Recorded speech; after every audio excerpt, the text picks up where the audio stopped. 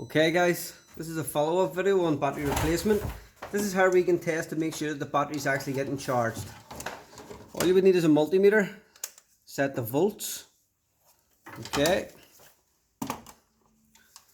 You have your two pins, you can touch them together and that recalibrates them. Red the positive, black the negative, but the vehicle also needs started up.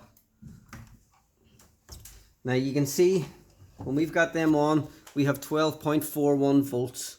That's perfect. But for when that's charging, it needs to be charging at least 2 volts over battery voltage, which should be around 14.2 to 14.6 volts. So that's just testing to make sure that your alternator is actually charging the system. So we'll start the vehicle up.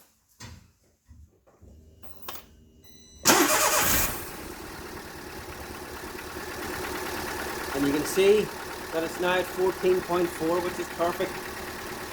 So another thing what we would do then is go inside the vehicle, turn on the lights, the hazards, the radio, all your electrical consumables, and that should still stay around 14 volts. That should still stay around 14 volts.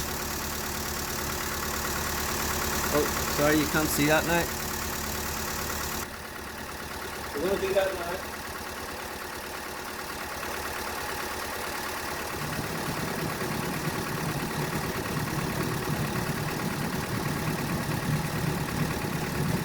That's all the electrics now on,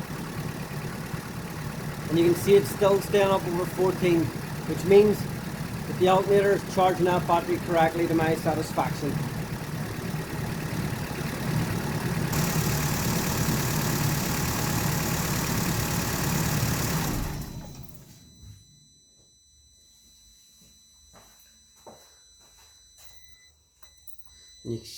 That will drop back down now to around 12 volts, which is battery voltage, because the alternator is no longer charging that battery.